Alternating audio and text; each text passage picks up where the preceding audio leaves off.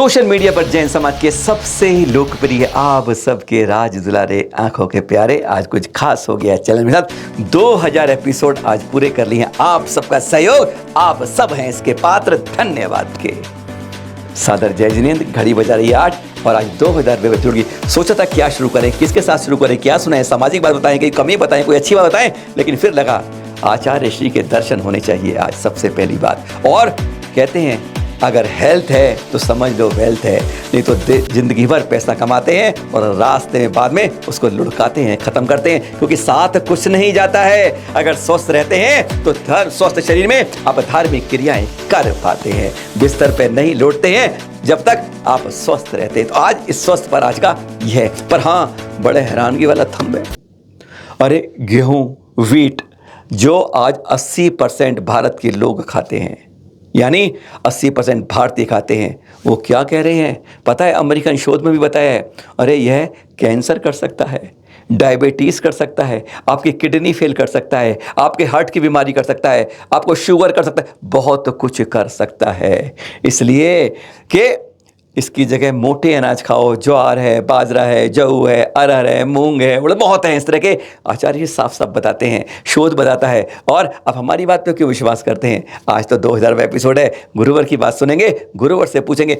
महीन हो जाता है ना जब गेहूँ, तब वो मैदा बन जाता है और वो अंदर ऐसे चिपकता है, ऐसे चमकता है, सफाई करते रहो चुपका रह जाता है और बीमारियों की जड़ बन के अच्छे अच्छे स्वस्थ शरीर को भी बीमार करके काम पहुँचाता है। एक बार आचार्य श्री से आज इस 2000 एपिसोड में हो ही जाए स्वास्थ्य की बात। एक भी लेख पढ़ा था कि गेहूं को यदि आप खाएंगे तो इतने रोगों से आप बच ही नहीं सकेंगे। उसमें हार्ट भी है, उसमें मधुमेह जिसको डायबिटीज़ भी है, मधुमेह में डायबिटीज़ भी है, शुगर की बीमारी जिसको बोलते, हार्ट भी है, लीवर भी है, किडनी भी है, और भी कई भयानक रोग, कैंसर है, ये सारे के सारे उससे हो सकते हैं। इसलिए गेहूं का आप त्याग कर दो।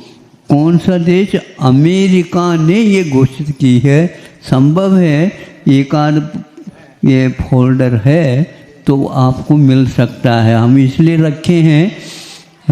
इसलिए आप लोग आएंगे तो कम से कम हम बता दो दे, यदि बचना हो तो बचो, नहीं है तो जा।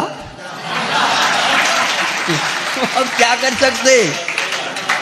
हर एक व्यक्ति इसको कह करके महाराज किडनी की बीमारी, आशीर्वाद दो। हम आशीर्वाद दे रहे हैं, उससे काम नहीं चलेगा।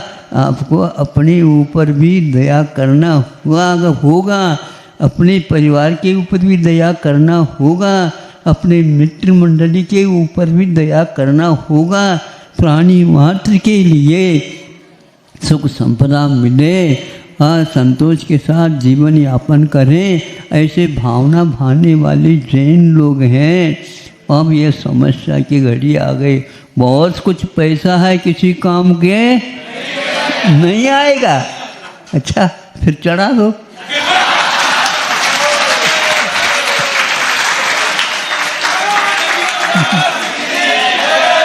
सुनो, अब चढ़ाना ही पड़ेगा। अब यदि मान लो 2000 का नोट आपके पास है, कुछ तारीख तक तो है रखेंगे, बाद में वो कागज हो जाएगा। हैं? हाँ, अब क्या आता है क्या पता। हाँ, तो इसीलिए युग के साथ चलते हुए भी हमें अपने खान पीन की व्यवस्था अवश्य सुधारना चाहिए। इसमें किसी की राय लेने की बात ही नहीं।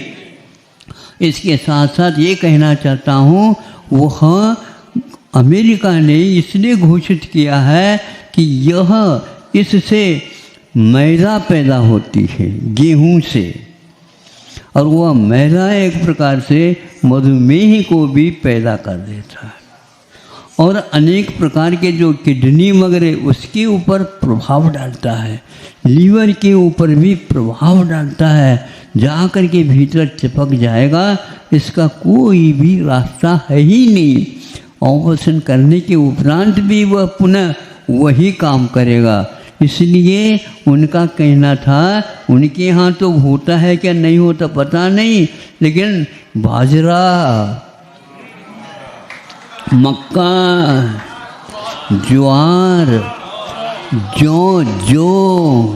गेहूँ नहीं, जौ, हाँ, रागी, हाँ, बेसन वाला जो चना, अरहर और मसूर और मूंग, ऐसे उड़द, ये सारे के सारे भारतीय बीज है।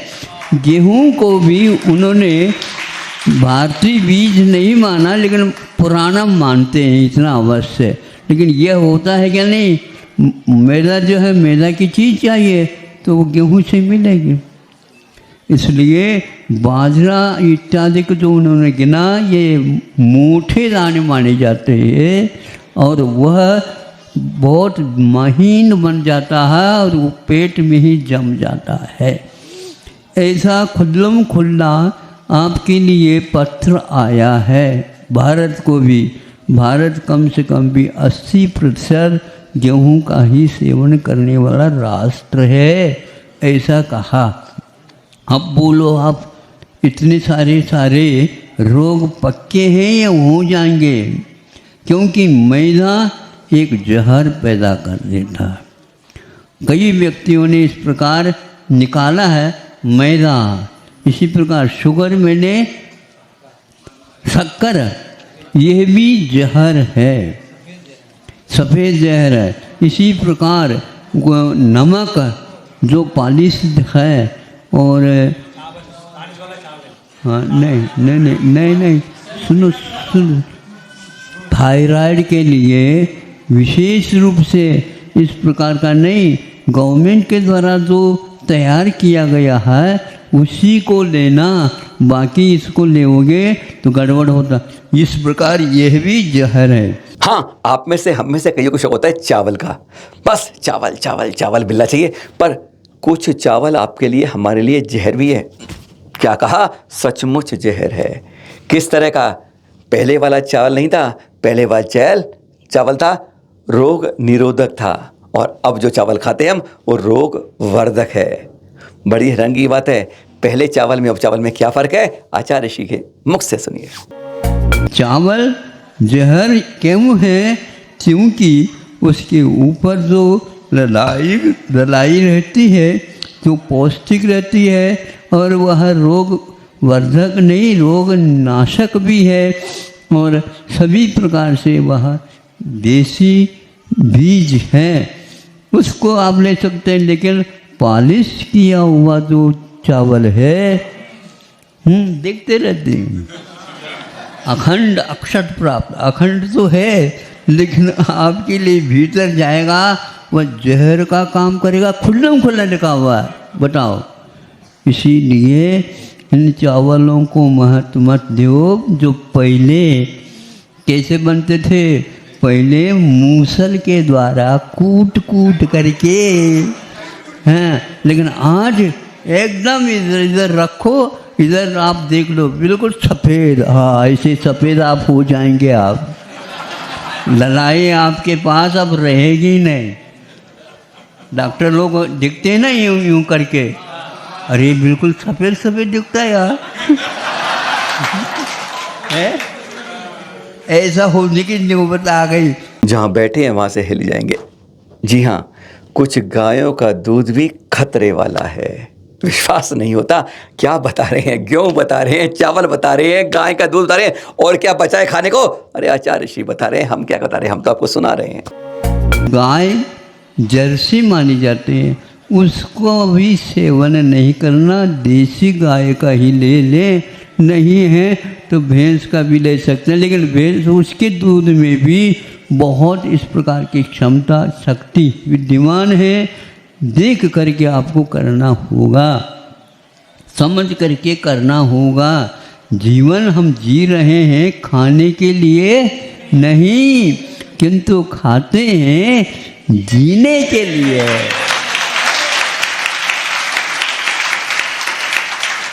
आज तो हमारे ही समर्थन कर रहे हैं आप लोग। जितने बातें हम दे रहे हैं वो सारे हमारी नहीं है, हमने आपके लिए विशेष रूप से याद कर रखा है। हम जीवन जी रहे हैं खाने के लिए, या हम खा रहे हैं जीने के लिए। आचार्य श्री साफ साफ बढ़िया बढ़िया बात करते हैं, कई बार खट अंदर घुस जाती है। हाँ, प्रधानमंत्री नरेंद्र मोदी ने कहा हमने साल भर का स्टॉक रखा हुआ है। किस लिए रखा हुआ है आप सोच सकते हैं। आचार्य श्री से खरी खरी बात सुनते हैं। सावधान रखिएगा, स्वास्थ्य के बारे में अपने जरूर चेतक रहिएगा। चेतनता आनी चाहिए, जानकारी रहनी चाहिए, क्योंकि हेल्थ इज द वेल्थ। जो ये बाकी वेल्थ है ना, वो यहाँ की यहाँ धरी रह जाएगी, और स्वस्थ जीवन आपको धार्मिक कार्य करने में भी बहुत साथ देगा। सुनिए आखिरी बार आचार्य से, और 2020 इस एपिसोड की विदा होगी हेल्थ के साथ। मोदी साहब ने भी ये कहा, एक साल में कौन सा है, हाँ वो ये जो 5-6 जो धान हमने आपके सामने रखा ना, इसके लिए 1 वर्ष में वह 1 वर्ष तक रखा है उसके नाम से। बाजरा के लिए 1 साल तक रखा, पढ़ा होगा आप लोगों ने। हाँ, 1 साल, यूँ कि वह विशेष रूप से। अब देखते हैं बाजरा कहाँ कहाँ पर विशेष रूप से सेवन किया जाता है। सर्वप्रथम ज़्यादा तो हम भी पहले वहीं पर गए थे जिसको राजस्थान बोलते हैं।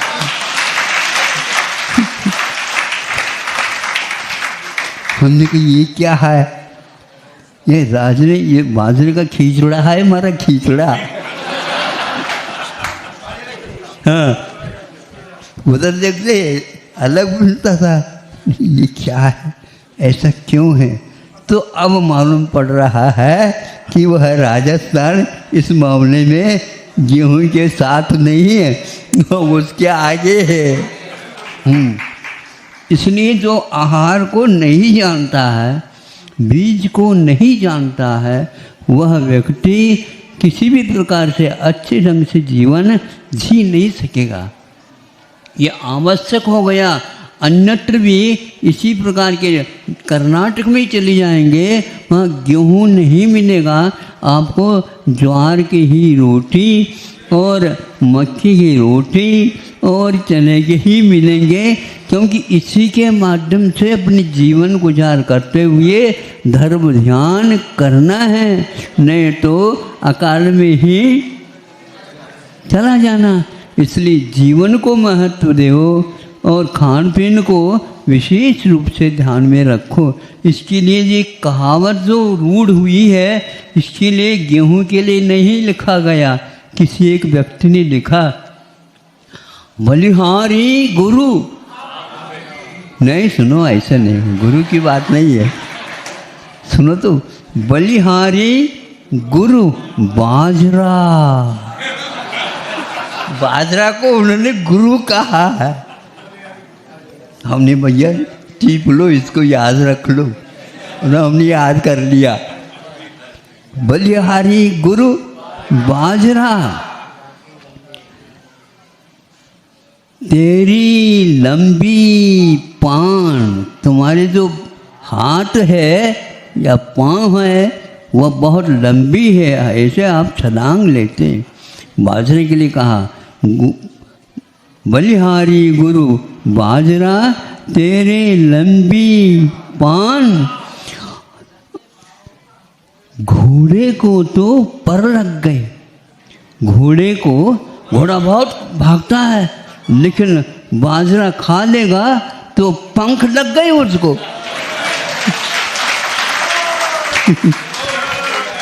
तो घोड़े को तो पर लग गए, बूढ़े हुए जवान।